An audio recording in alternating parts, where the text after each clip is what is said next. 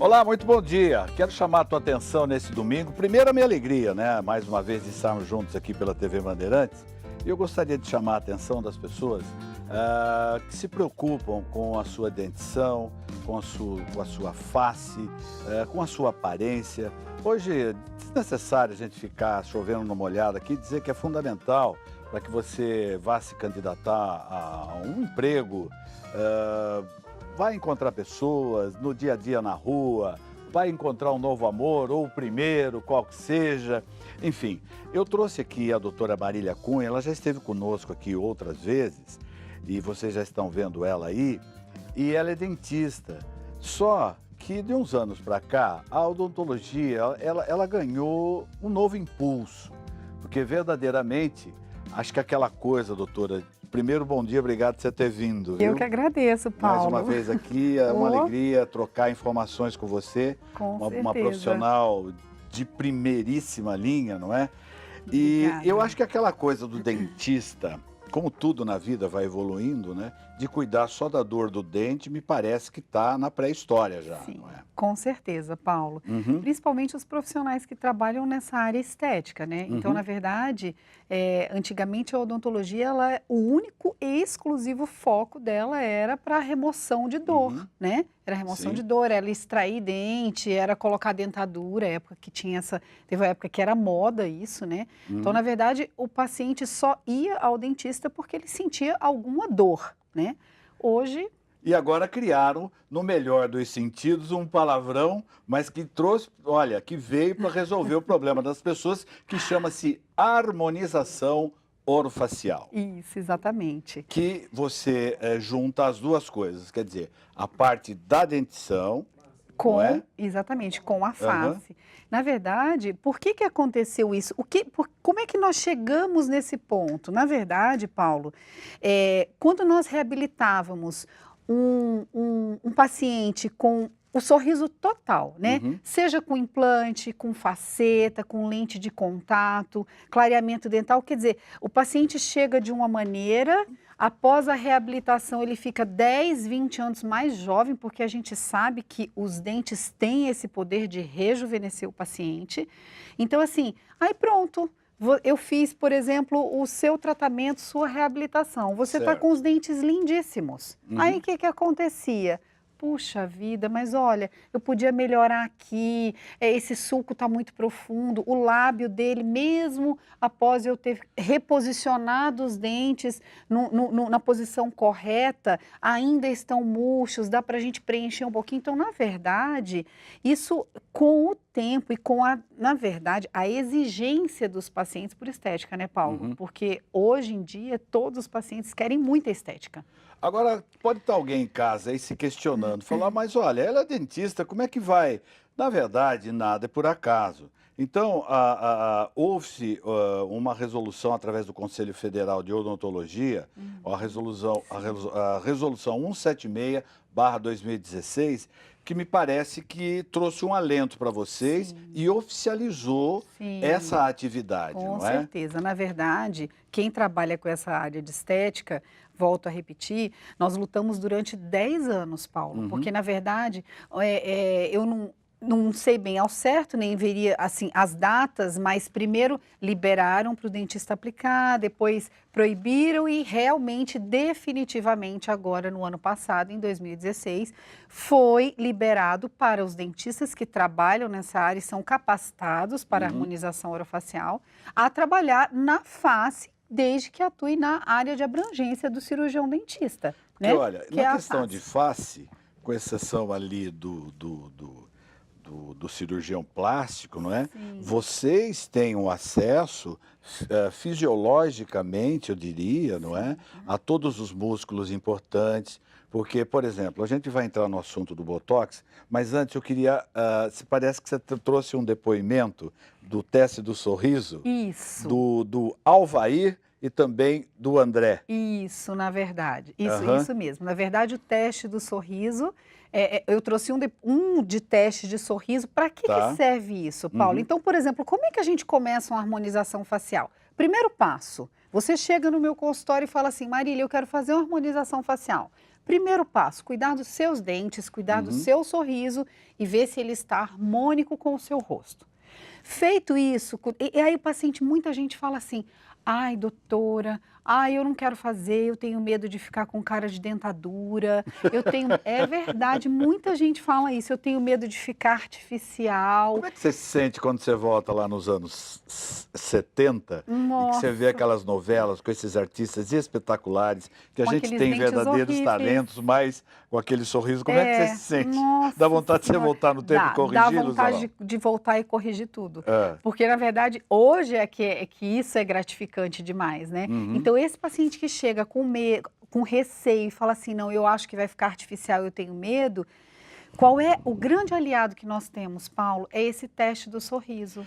Então, que eu vou mostrar, que daí o paciente vai conseguir visualizar como é que os dentes dele ficarão. Porque tem uma sequência também que eu estou lendo aqui, porque você tem, inicialmente, pode ser tão somente um clareamento dental. Isso. Uma plástica gengival. Uma plástica gengival, exatamente. Então, por exemplo, primeiro passo, nós fazemos um clareamento dental. Tá. Para que as facetas, coroas, lentes de contato que nós colocarmos acima fiquem mais estéticos. Então, primeiro nós fazemos um clareamento dental.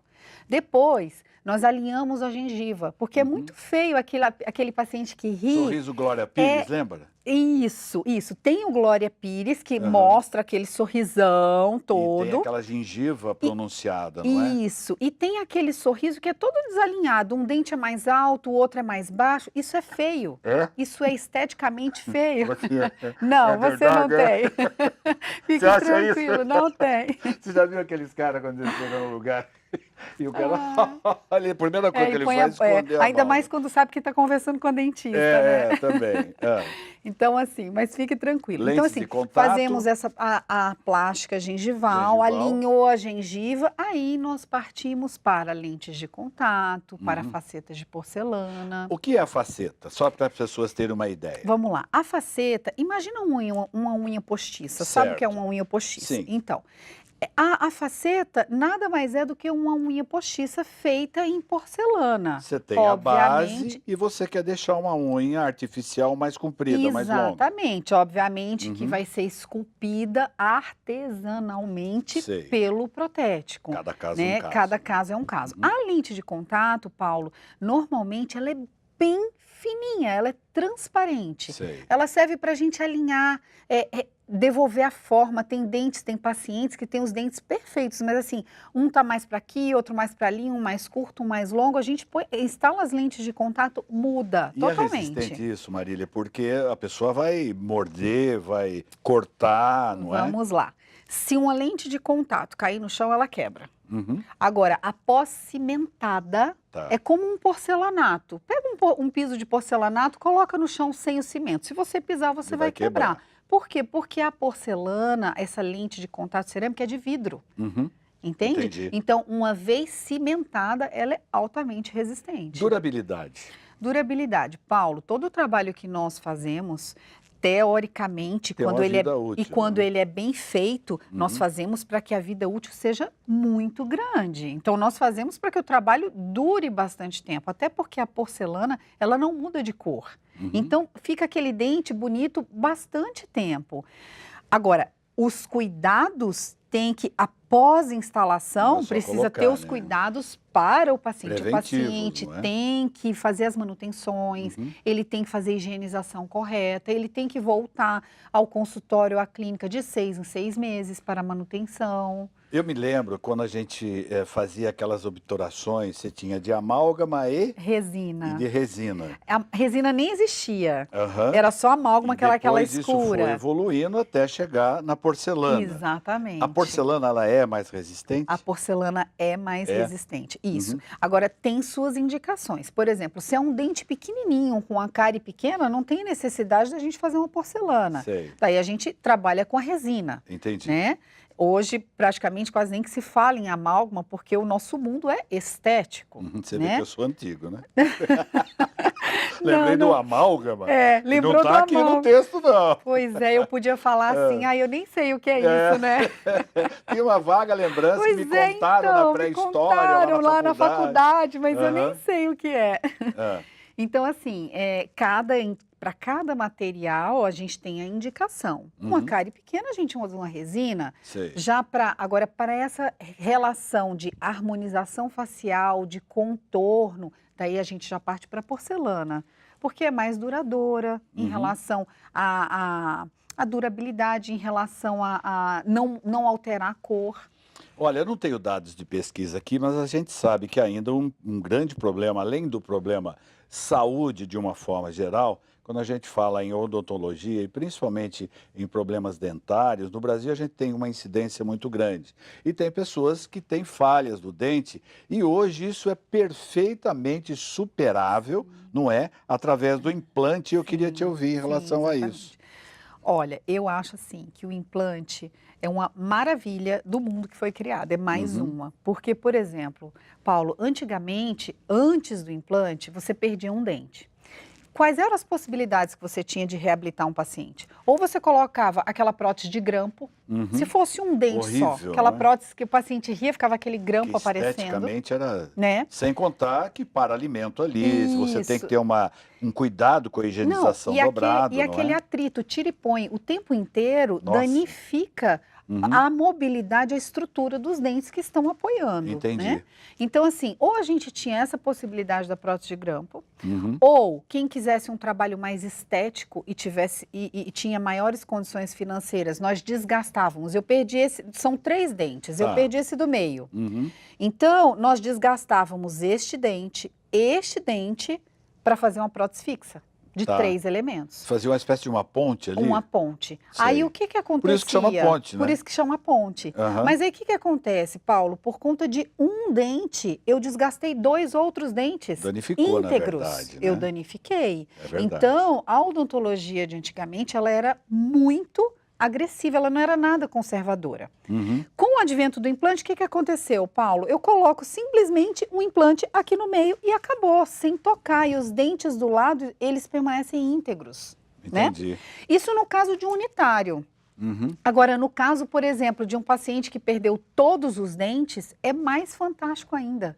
Porque qual era a possibilidade de um paciente que perdeu todos os dentes? Dentadura. Prótese total. Prótese total. O que acontecia com a prótese total? O paciente ia para uma Deus festa, ele não conseguia comer, ele não conseguia comer um churrasco, ele ia soprar uma vela de aniversário, porque eu já presenciei uma cena dessa. Sei. E a prótese voava. Eu presenciei numa pegadinha do Faustão. Então, eu presenciei. Assim, Meu, deve ser é muito desagradável para todos. Mesmo né? porque ó, a gente vai ficando mais velho, não é? Sim. E a gengiva me parece que vai diminuindo. Vai retraindo, o osso vai não é? retraindo e a gengiva Entendi. vai junto com o osso retraindo. Olha, vamos fazer o seguinte, doutora. Eu vou para um pequeno intervalo comercial e logo após o intervalo nós vamos falar a respeito da toxina botulínica, o famoso Botox. Mas Botox, o que tem a ver? Dente com Botox. A doutora Marília vai explicar para você logo após o nosso intervalo. Nós vamos e voltamos. Até já.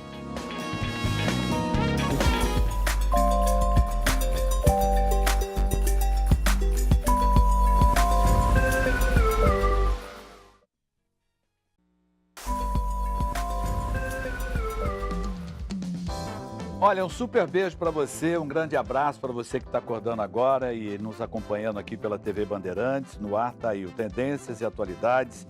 Hoje nós estamos falando a respeito de harmonização orofacial. Quem está dirimindo as dúvidas todas que a gente tem em relação à dentição, à prótese, ao clareamento dos dentes, das lentes de contato, facetas, coroas, enfim, é a doutora Marília Cunha, que é uma profissional de altíssimo gabarito. Aliás, eu estou tendo o prazer de recebê-la aqui pela 3ª vez, exatamente pelo conhecimento que ela tem, porque muitas vezes a gente fica criando uma série de monstros, não é, em casa, altos complexos, principalmente meninas e rapazes na adolescência, enfim. Tudo tem jeito, viu, gente? Para ficar mais bonitinho, sempre dá para melhorar um pouquinho. E no bloco anterior, eu fazia uma interveniência em relação à doutora e fazia algumas perguntas em relação a implantes, não é? E ela vai concluir essa informação para a gente falar definitivamente a respeito do Botox, da toxina botulínica. Marília, você estava me dizendo que tem pessoas que usam a prótese total. Isso. E a grande preocupação é exatamente a forma de se alimentar, porque você vai comer uma carne é complicado, você vai soprar a vela do bolo que a gente brincou, periga, você perder, você vai saltar de paraquedas. Isso, exatamente. Mas enfim, qual é a solução para isso? Vamos lá. Então, Paulo, na verdade, quando você me perguntou de implante, ele é válido para todas as situações. Seja quem perdeu um dente, alguns ou todos. Quem perdeu todos, veja que fantástico. Nós instalamos os implantes, por exemplo, hoje de manhã, na boca do paciente que perdeu. Nós instalamos de 4 a 5 implantes somente para apoiar 12 dentes. Em 3 dias, Paulo, 3 dias nós estamos com implantes e dentes instalados na boca do paciente. Ou seja, o cara está com um visual novo. Tem inchaço, tem alguma coisa? Porque você ali, de alguma maneira, sim, é invasivo, não é? Com certeza. Na verdade, para quem já usa dentadura, é muito mais tranquilo. Tá. Porque faz simplesmente a incisão, instala os implantes e parte para o processo de confecção da prótese. Sei. Então, o edema que existe, obviamente existe, mas um edema pequeno e controlável, né? Em torno dos 3 dias, quando a gente já instala a prótese, já está bem mais tranquilo e a gente já consegue ter um visual maravilhoso. E o rejuvenescimento é assim, é fantástico. Que inclusive existem até clínicas no Brasil, né? Que vem gente de fora, Sim. o cara fica 2, 3 dias ali. Exatamente. E aproveite e faz. Com Agora, certeza. você não precisa vir de outro país, a gente tem a doutora aqui para fazer isso. Mas você falou nisso e, na verdade, eu atendi bastante pacientes que vinham de fora justamente para isso. Eles vêm e ficam hospedados aqui, né? Porque lá a odontologia é muito cara, né? Sem dúvida. É muito cara e os profissionais não são tão capacitados quanto nós. Quanto os brasileiros. Tá? Isso é uma grande verdade. Então, se você pega um bom dentista brasileiro, você está muito bem servido, né? E ainda temos uma outra situação, Paulo. Uma pessoa que tem doença periodontal. Está com os dentes todos mole, sabe? Sei. Aquele caso, o paciente está com tudo mole, nós temos que extrair esses dentes. Tá. E também nós conseguimos extrair os dentes, instalar os implantes e instalar a prótese, também tudo em 3 dias. Puxa vida. Então, assim, é uma evolução muito grande, né? E é realmente fantástico. Olha, vamos falar um pouquinho a respeito do Botox, porque a gente tem uma relação com quem trabalha principalmente com estética, essas clínicas especializadas em estética, que não trabalha com a odontologia, tem gente lá que do outro lado deve estar se questionando, mas como é que um dentista pode trabalhar na aplicação do Botox? Acho que primeiramente a gente poderia fazer o início através do bruxismo, não é?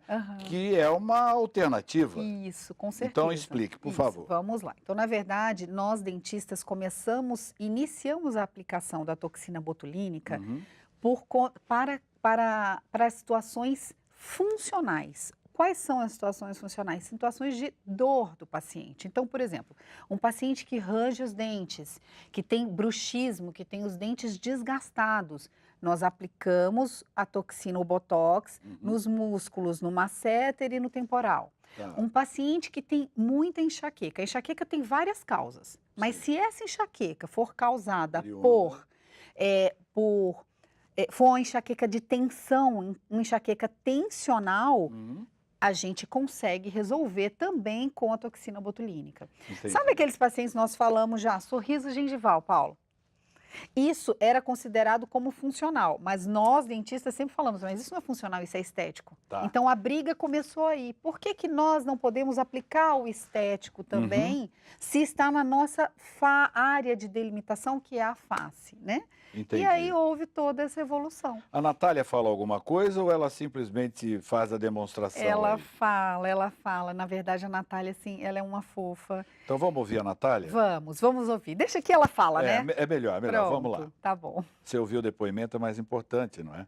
Eu sou fotógrafa, tenho uma vida muito agitada e por conta disso eu sofro muito de enxaqueca, porque eu não como certo, não durmo direito, sofro muito de ansiedade. E eu já venho com um histórico de enxaqueca já há muitos anos, enxaqueca crônica, e assim, quando eu tenho crise eu fico geralmente uns 4 ou 5 dias de cama. E se eu for parar para pensar, eu tinha mais ou menos umas 10, 12 crises de enxaqueca por mês. E depois que eu fiquei sabendo sobre o tratamento de Botox, foi a salvação, porque eu já fiz todos os tipos de tratamento possíveis com remédios, inclusive remédios fortes, fortíssimos, e não deu certo. E aí, quando a doutora Marília me apresentou o tratamento de Botox, que ela falou que era somente na parte tensional, e a gente sabia que se fosse causado por alguma questão de, por exemplo, não dormir, poderia me atacar em enxaqueca, porque foi uma coisa que eu causei, né? Agora, por exemplo, se fosse uma coisa tensional, aí o Botox ajudaria. Porém, o Botox ajudou num grau, num tanto, que ele ajudou em tudo. Inclusive, tem questões que eu provoco. Comer errado, não dormir direito, sofrer com ansiedade.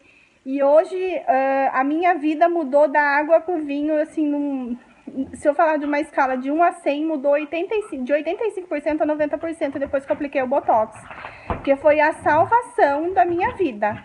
Doutora, é bom ouvir, né? E é bacana quando a gente sente a satisfação da pessoa que fez o uso da prática e se sente beneficiada. Aliás, o objetivo final, evidentemente, que é esse. Com né? certeza. Esse é o resultado que se Sim, busca, não é? Com certeza, Paulo.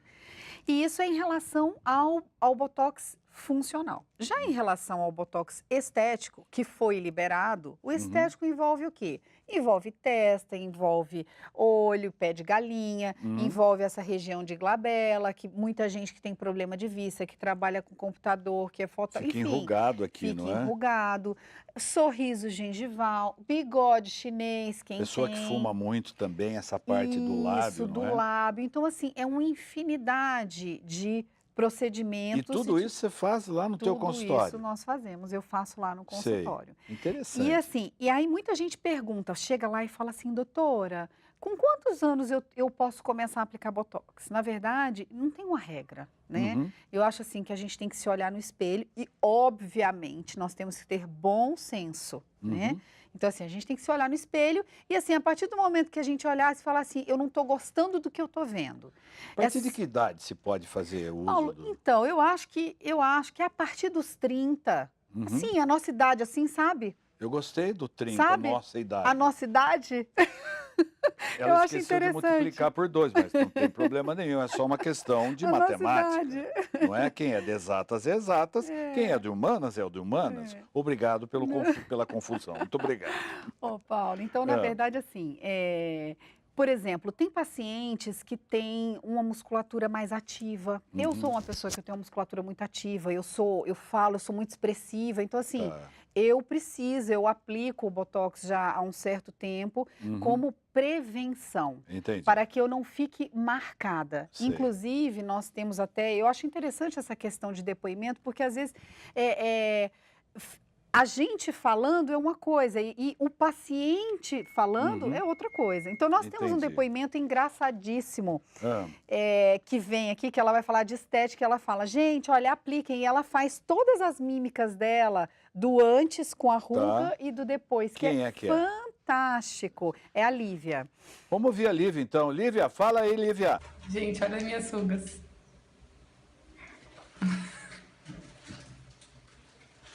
Olha só aqui, hein? E aí, gatona, o que você achou do Botox, do preenchimento que a gente fez? Uma moça linda, já era linda, né? Agora, então... Gente, eu achei que eu fiquei muito mais jovem. Eu tinha muito medo de fazer, né? Mas aí eu fiz, eu adorei, não vou viver sem mais agora. Eu vou mostrar pra vocês como ficou. Olha a minha testa, fazendo a expressão. Tá lisinha. Nossa, que show! Olha aqui. Faz o bravo. Nossa, olha aqui. Que maravilha! Era muito marcado. Ficou muito top. Eu tô me sentindo super bem. O procedimento não deu nada. Olha, eu recomendo.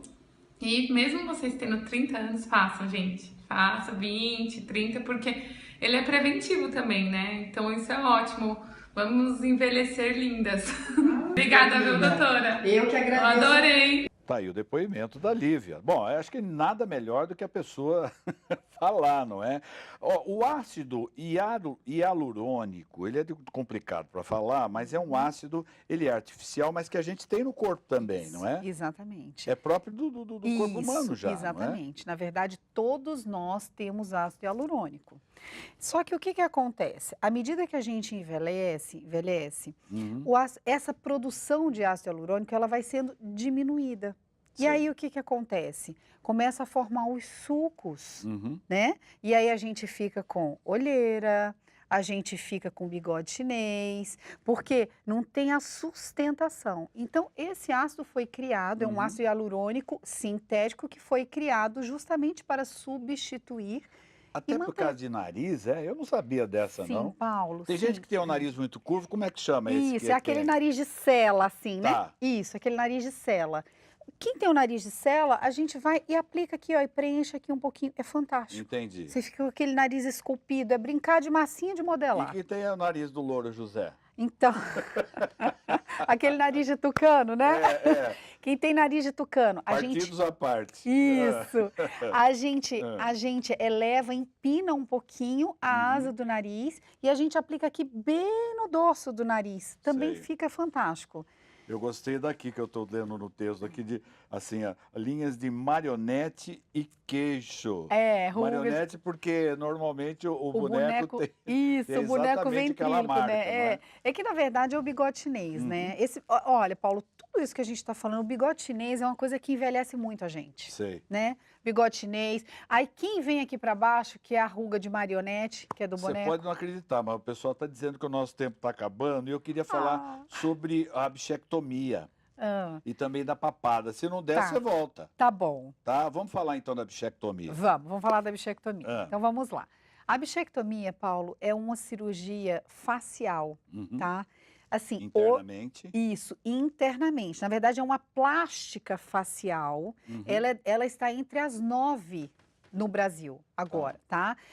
O ícone dela é Angelina Jolie. Sim. E ela serve para quê? Ela serve para a gente afinar e remover essa gordura que nós temos na bochecha. Eu já estou vendo que o meu já está crescendo. Você vai ficando velho e vai descendo aqui. Paulo, não E inventa. quando você vai dormir, você morde a bochecha internamente. E aí você tira essa gordura. Por exemplo, essa bolsa de gordura, Paulo, você vai me perguntar, Marília, para que serve isso? Uhum. Só serve para os bebês amamentarem, Uhum. para amortecer durante a sucção entre dois músculos E que depois tem. não serve mais. Mais para nada, só para deixar o rosto da gente bochechudo. É como o dente do siso. Ó, vamos fazer uma combinação aqui, Sim. viu? Igual moda de viola. Nós vamos fazer uma combinação, é o seguinte, você vai voltar aqui, eu quero que você fale a respeito da remoção de papada e sem cirurgia, que é um negócio sensacional para Sim. quem tem aquele papo sobrando aqui, homem, mulher, quando você põe a gravata, fica aquela coisa esquisita. Isso. Vamos combinar? Você volta no outro Vamos combinar. programa? A gente fala de E bichectomia aí a gente e de papada. fala mais demoradamente de bichectomia.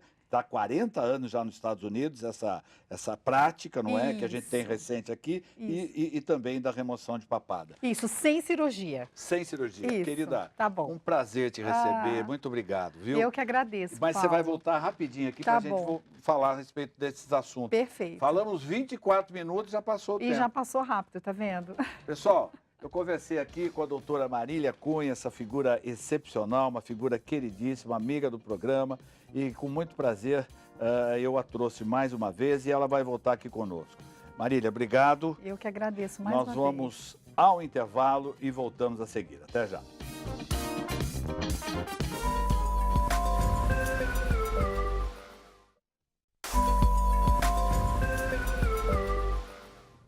Maravilha, nós estamos de volta. Um super beijo para você que está nos sintonizando a partir de agora, né, na Bandeirantes, porque tem muita gente acordando depois das 9h30 da manhã, principalmente no domingo. O programa começa às 9h, mas tem muita gente que costuma acompanhar aí. E eu agradeço muito o carinho, sempre no segundo bloco para frente, a partir das 9h30. E olha, é assim. Claro que uma boa parcela das pessoas sabe que eu tenho filhos, etc, etc. Eu vim da escola do Estado, onde o ensino verdadeiramente era um ensino de primeira.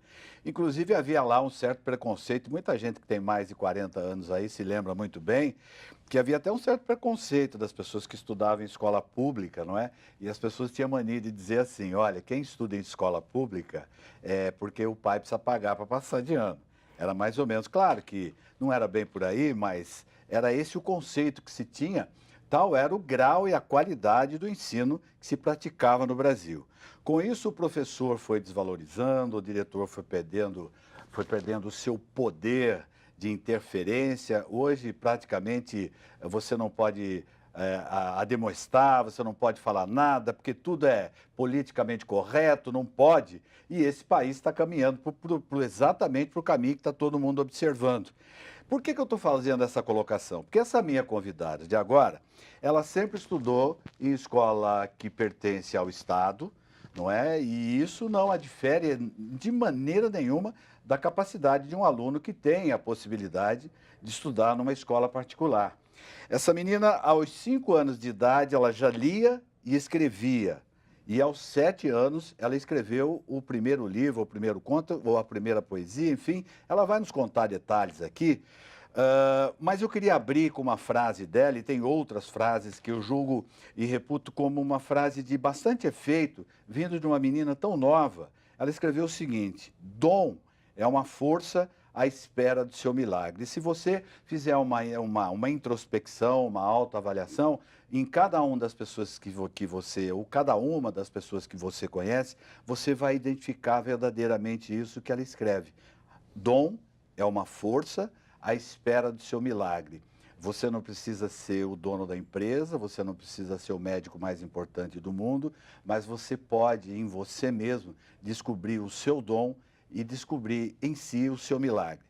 Eu estou recebendo hoje com muito carinho e faço questão de trazer essas pessoas que se revelam através de um talento puro, de um talento nato e, acima de tudo, com a força de vontade, a Ana Júlia Danala. Danala. Isso. Não tem um acento aqui, Não mas tem é acento. Danala. É Danala. Que origem é?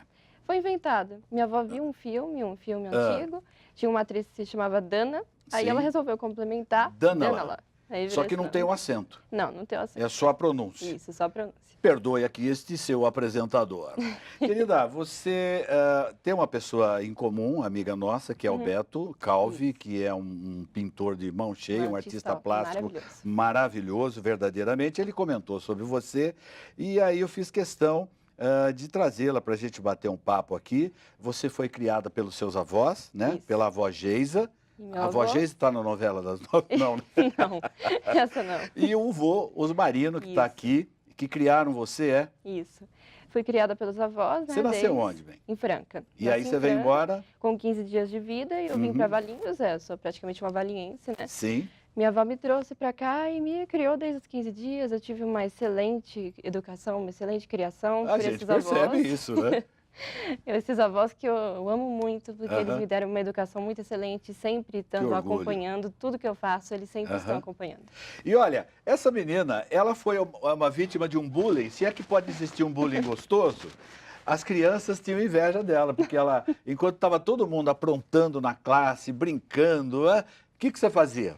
Eu pegava o livro e ia para o intervalo ler. Minha maior paixão era ficar lendo. O pessoal ficava brincando, conversando e eu gostava de ficar no meu cantinho ali, lendo no meu mundo. A minha felicidade era estar lá lendo e o pessoal fazia bullying, às vezes você colocava apelido.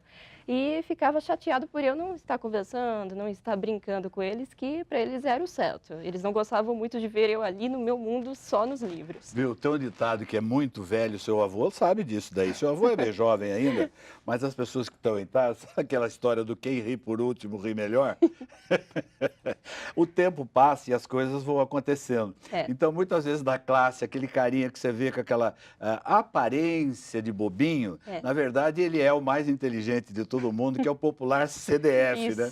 CDF nerd, conhecido. O popular nerd também, não é? E aquele cara é o cara que lá na frente, ele passa com a melhor mulher, com os filhos mais bonitos e com o carro melhor e dá um alô para você. E aí, aqueles que não se dedicam, só resta apontar com o dedo, que a gente tem essa mania, né? Isso. Enquanto se aponta com um dedo, tem 3 apontados para você, né? A gente nunca sabe. 10 anos de idade, você descobriu que você desenhava também? Me conta essa história, Ana Júlia. Muito pequena eu já desenhava. Com 4 anos de idade, eu comecei a escrever quadrinhos. Eu desenhava quadrinhos, desenhava sonhos, tudo todos os objetos que eu vi, animais, sempre apaixonei muito por animais.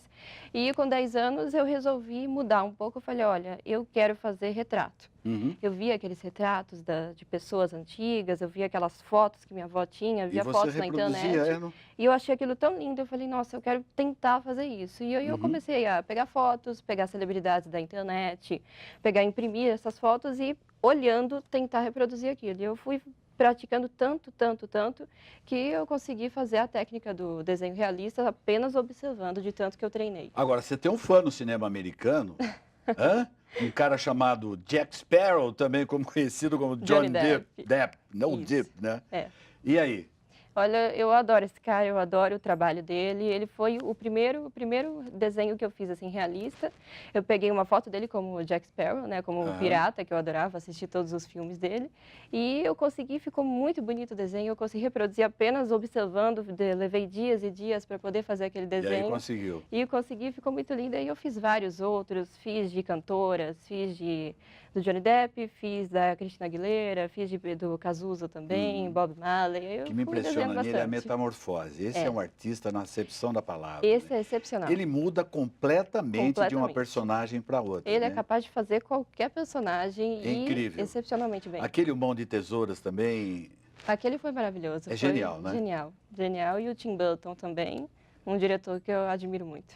Olha, às vezes a gente vê uma criança e a gente conversa com ela, a gente faz sempre brincadeiras idiotas, aquelas coisas de pai, aquelas coisas de...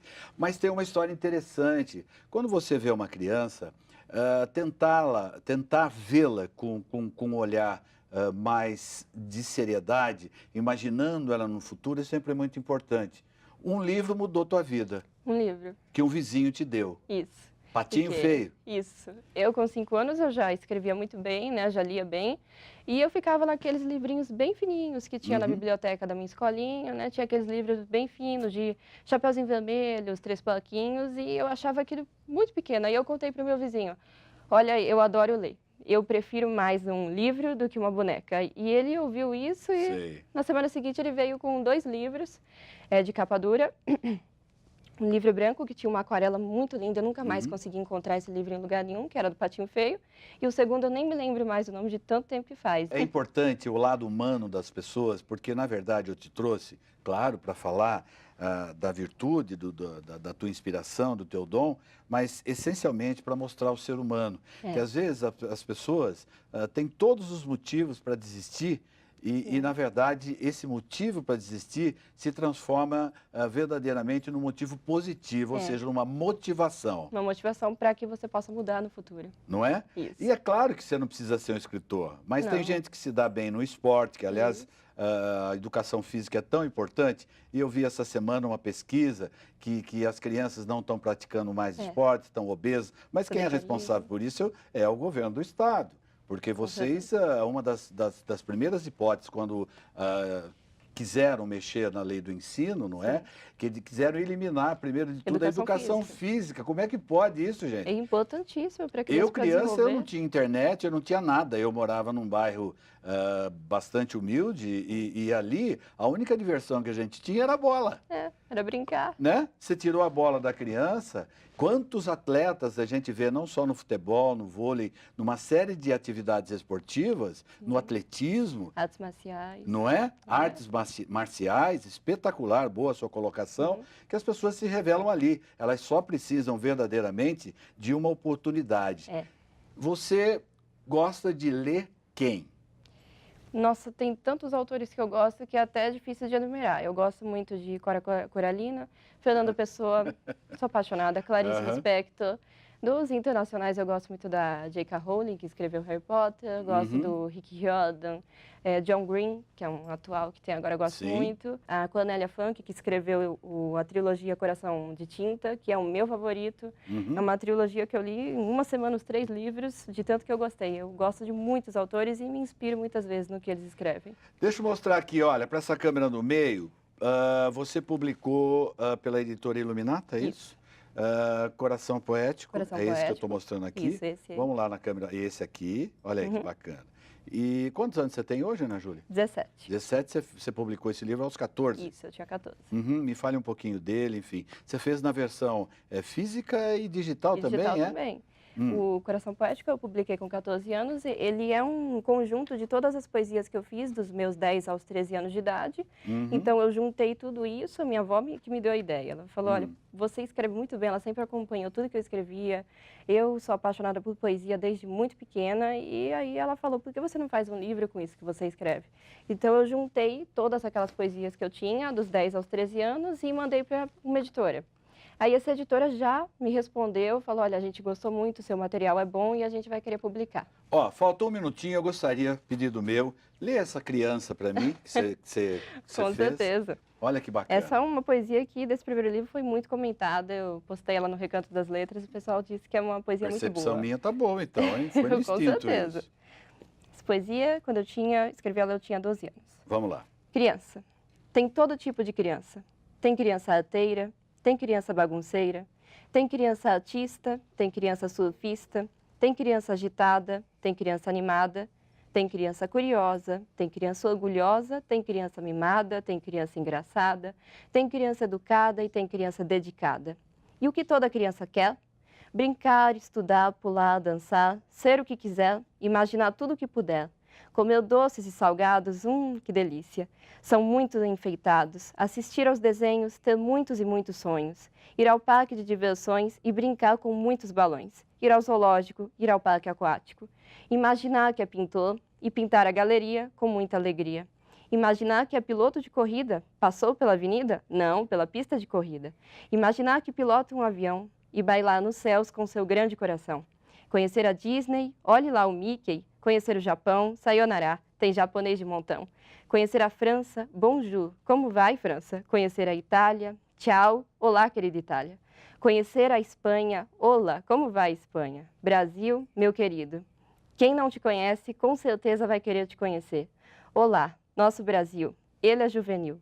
Conhecer o mundo em um minuto? Brincar o dia todo sem se cansar? Assim é criança.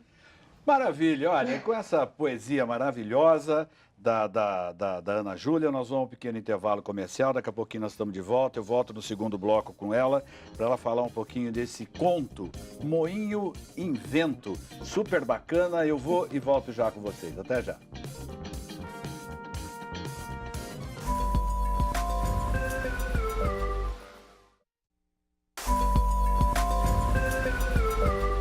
Pessoal, nós estamos de volta. Estou recebendo hoje aqui a jovem escritora Ana Júlia Danala. Maravilha. Olha, essa menina é espetacular. Ela já trouxe para a gente aqui 2 livros.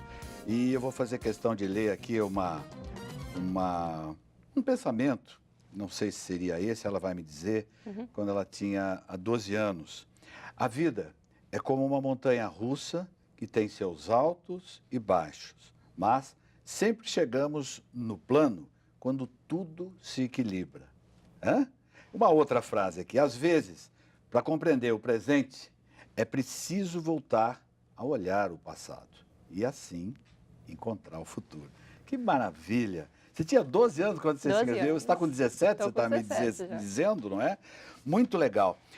Vamos falar um pouquinho do teu trabalho. Esse daqui é um conto. Esse é poesia também. Poesia também? Poesia também. Qual livro que é conto? Eu li alguma coisa a respeito de... Você já está elaborando? Já estou elaborando já. O próximo, eu pretendo ver se eu vou publico primeiro um que é um drama e um romance, e aí o quarto seja de contos. Sabe o que me confundiu? Porque assim, ó, eu escrevi aqui que você fez a participação em 2 antologias de contos.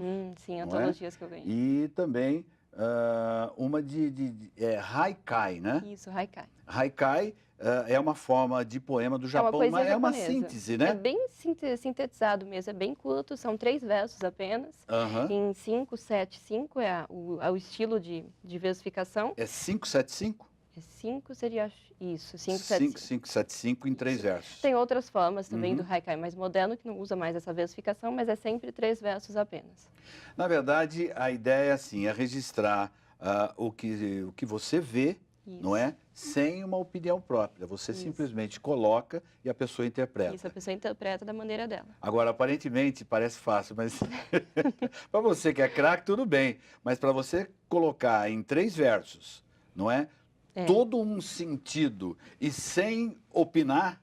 É bem difícil. Se bem que nós temos alguns escritores brasileiros que foram para esse lado aí, mas de alguma maneira, como todo brasileiro, já botou uma colherinha ali. Né? Já. Né? Você tem alguém que você lembra de escritor? Eu verdadeiramente eu não consigo anotar, mas eu já li alguma coisa a respeito, por isso que eu estou trazendo à baila aqui a... Nossa, e hoje eu conheci muitos escritores nacionais. Vou citar uma, Ana Beatriz Brandão, tem minha idade, 17 anos, 5 livros publicados. Ela, para mim, é uma inspiração. Gosto muito do que ela escreve fantasia, drama, romance, ela é show de bola. Juliana Daglio, que é uma grande amiga minha, escreve suspense, terror e adoro muitos brasileiros. Ô, Ana Júlia, me conta um pouquinho aqui, quando é que você participou da 18ª Bienal do Rio de Janeiro? Foi no dia 1º, dia 1 e 2 desse mês. E foi a primeira Bienal que você participou? Isso, como autora. Ano passado eu estive na Bienal de São Paulo, só que apenas como leitora. Sei. Porque eu ainda não tinha publicado o Moinho, então eu resolvi publicar ele primeiro para depois participar. E me conta aí da emoção do primeiro livro vendido e do primeiro autógrafo e do primeiro abraço. Nossa, o primeiro dia que eu estive na Bienal, aquilo foi uma emoção sensacional. Eu estava ali no stand, né, o pessoal em volta, Você ficou no stand da editora Pendragon. Pendragon. Isso, eles abriram um espacinho para mim, porque a minha editora não pôde estar presente, porque como é no Rio de Janeiro, a minha editora é de São Paulo, então, Sei. pela distância, não puderam estar presente esse ano. Aí, abriram um espaço para mim, a Pendragon, me emprestaram, né, um stand, e eu estive lá, aí quando chegou a primeira pessoa, nossa, me deu o primeiro abraço, a menina chegou, falou, olha, seu livro é muito lindo, eu quero comprar, mas me deu aquele abraço, foi tão reconfortante, foi o melhor abraço da minha vida. Pediu autógrafo, foi uma emoção, acho que a coisa mais bonita que tem é você ver seu trabalho sendo reconhecido, você ver pessoas gostando do que você escreve, eu poder ajudar alguém a partir do que eu escrevo. Isso é a coisa mais maravilhosa para todo escritor. Você também recebeu uma menção honrosa, né, da Câmara Municipal de Valinhos. Isso, foi em agosto. Dos avós. Isso. Agora, não é a sua emoção, eu quero ouvir a versão sua para eles, não é? Como é que eles sentiram isso? Nossa, eu imagino que foi uma emoção incrível, né? Ver eu com 17 anos apenas ali na Câmara Municipal lá de Valinhos recebendo uma menção honrosa. Isso foi incrível quando me fizeram o convite. A assessora do vereador fez o convite para mim, falando, vem aqui, a sua história é muito linda, você tem um grande currículo. E a gente chorou, foi muito lindo, os vereadores, todo mundo. Fui aplaudida, nunca imaginei na vida que eu fosse ser aplaudida. Isso foi uma coisa muito marcante para mim, eu nunca vou esquecer disso. Bacana, né? Você falou do próximo livro, que o gênero é drama, romance. São várias coisas. Você misturou tudo ali? Vários. No geral, um drama, né? Contando uma O Guarda-Chuva Vermelho? Isso. Esse é o próximo? Esse é o próximo livro. E você acha que você consegue colocar já editado, já pronto, quanto? Eu acho que editado, já pronto, publicado, talvez em março. Do ano que vem? Eu estou terminando ele, eu vou terminar ele provavelmente em novembro, dezembro, eu já estou finalizando. Assim que eu terminar, eu já mando para a editora, espero que seja aceito, né? E provavelmente lá em março está sendo publicado. O Moinho de Invento, que é esse livro aqui, ó, ele tem uma história espetacular. Primeiro que queria que você falasse do Cazuza, que foi um grande poeta da música e um grande compositor que foi embora tão prematuramente. Tão cedo. E foi um dos inspiradores, porque tem a letra da música dos Moinhos de Vento, não é? Isso, do Barão Vermelho, né? Sim. Que o Frejá, eles compuseram essa música para o Cazuza quando ele estava fazendo tratamento lá no exterior. E eles fizeram essa música para ele em homenagem a ele, porque ele estava lá enfrentando uma grande barreira, uma luta, lutando, né, contra a AIDS. E quando ele voltou, ele viu essa música, ele chegou a ver a música, foi uma grande emoção para ele. Né? E eu sempre adorei Cazuza, um grande poeta, acho que o maior poeta que a gente já teve aqui. Infelizmente foi tão cedo e ele foi a inspiração para o nome, para o título desse livro, porque é exatamente isso que eu acredito, que o poeta está vivo com seus moinhos de vento. A gente pode transformar através da poesia e atualmente eu estou muito feliz de ver vários poetas, de ver pessoas levando poesia por aí, isso me deixa muito feliz. Ó, eu vou devagarzinho, eu vou tentar, depois eu mostro verdadeiramente para vocês, porque assim, olha gente, vocês não vão acreditar, ela fez... E eu queria saber para quantas editoras você mandou. Tá vendo esses desenhos aqui, olha? Todinhos feitos à mão. Ela fez isso tudo, eu não sei se eu vou conseguir retratar aqui fielmente, mas ela fez tudo isso à mão. À mão. E aí você mandou para 20 editoras? 20 editoras. 20 editoras, e aí? Eu apostei alto, eu falei, olha, eu tenho certeza, eu tinha uma grande certeza comigo de que esse livro ia mudar muito minha carreira. Eu falei, Porque é eu aposto diferente, nele. né? Ele é diferente. Você desenhou as letras? Eu desenhei, eu escrevi as letras com caneta, com minha própria caligrafia, os desenhos são todos meus. Aí eu mandei para 20 editoras por e-mail, peguei pela internet o e-mail de cada editora, mandei e recebi, ele foi aceito por 8. Das 20 que eu mandei, 8 aceitaram. E quando eu falei para essas 8, olha, eu quero que esse livro seja publicado do jeito que ele foi feito, à mão, com meus desenhos, com minha letra.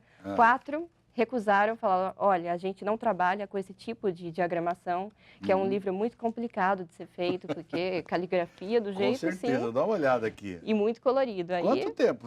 Porque foi 2 assim, anos. quando a gente vai fazer um texto, eu particularmente, eu sou jornalista de formação e de jornal impresso e de rádio também. Quando você vai fazer, você faz 10 vezes a mesma ideia. A mesma ideia até uma acertar. construção literalmente diferente, né? De várias maneiras, usando adjetivos, substantivos diferentes e tal. Eu fico imaginando, você foi fiel a você mesma ou você foi alterando na medida em que você foi escrevendo? Olha, eu acho que eu fui alterando, né? Eu fui passando o tempo, eu fui escrevendo em rascunho, foi passando, eu fui voltando para alterar palavras, para adicionar adjetivo. Eu brinco muito com palavras, aí uso o jogo de palavras, muitas metáforas, e ele foi um livro que foi sofrendo alterações até o último dia dele. Eu voltei no começo para alterar, que eu queria que ele ficasse perfeito. Só estou mostrando porque não é tão somente feito à mão. Não você tão tem uma somente. parte... Tem uma pequena parte, uns 10%, na minha própria máquina de escrever. Original, Zona. Original. Máquina de escrever. Máquina de escrever. Não é digitalizado, não é não na é? máquina. Era meu sonho ter uma. Avó conseguiu encontrar uma máquina para mim ano passado. E eu peguei as poesias que eu tinha feito no computador e passei tudo para A máquina. máquina de escrever já é uma coisa mais lenta, né? É mais lento, porque tem que ter uma força também para poder dá digitar. tempo para pensar, né?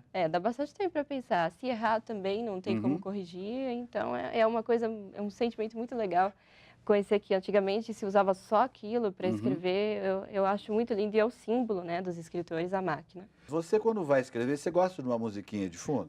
Com certeza. Pra Tem inspirar, gente que né? diz que atrapalha e vai de cada pessoa. Até para estudar, gosto de colocar música de fundo, coloco as músicas antigas, dos anos 60, 70, 80, ou às vezes um fundo instrumental. Querida, eu queria que você falasse um pouquinho das tuas esperanças assim, de futuro. Você é a nossa vizinha aqui. Nós estamos na porta de entrada da cidade de Valinhos. Pois é, onde vizinhos. está aqui a sede da Band, não é? Quais são os seus planos? Você tem esse próximo livro? Isso, não tenho, é? na verdade, mais 6. Que é um drama, romance. E me parece que você está escrevendo todos ao mesmo tempo, é verdade isso? Vários, eu gosto de Você escrever faz vários livros. Depende do dia? Depende do dia. Eu vou conciliando um pouco, tipo, o moinho, eu fiz ele junto com o guarda-chuva, né, para acelerar um pouco o processo. Agora eu já estou finalizando ele, eu parei um pouco de fazer o guarda-chuva para terminar o moinho, para deixar ele todo certinho, fazer diagramação, revisão para ele poder ser publicado. Aí eu dei uma pausa e agora estou voltando a ele. Eu gosto de escrever 2 livros ao mesmo tempo para acelerar um pouco o processo. Só para eu poder entender, a gente está chegando ao final, Ana Júlia. Você está estudando em que série agora? Estou no 3º ano do ensino médio. 3º ano do ensino médio. Isso. E você vai procurar seguir que carreira aí? Estou indecisa ainda, a gente está aí na reta final, já estou inscrita no Enem, me inscrevi no vestibular da PUC. Eu estou interessada em jornalismo ou medicina veterinária. É interessante. Interessante. São opostos, São não bem é? opostos. Eu gosto dessas coisas que são uma oposta à outra, e eu gosto muito de animais. Minha vida inteira eu estive junto com Mas a animais. coincidência está na sensibilidade, porque para você escrever, para você gostar de animais, acima de tudo você tem que ser um ser humano sensível. Tem que ter e muita tudo isso humanidade. está retratado aqui. Quando você concluir lá como é que chama o livro? O Guarda-Chuva Vermelho, você já está convidado para ver. Ai, é que só ótimo. ligar. O Moinho de Invento está aqui. Onde é que eu acho esse livro, bem? Ele está agora, como ele acabou de ser publicado, ele está disponível em todas as livrarias Cultura. Você encontra ele em forma física, na Livraria Cultura.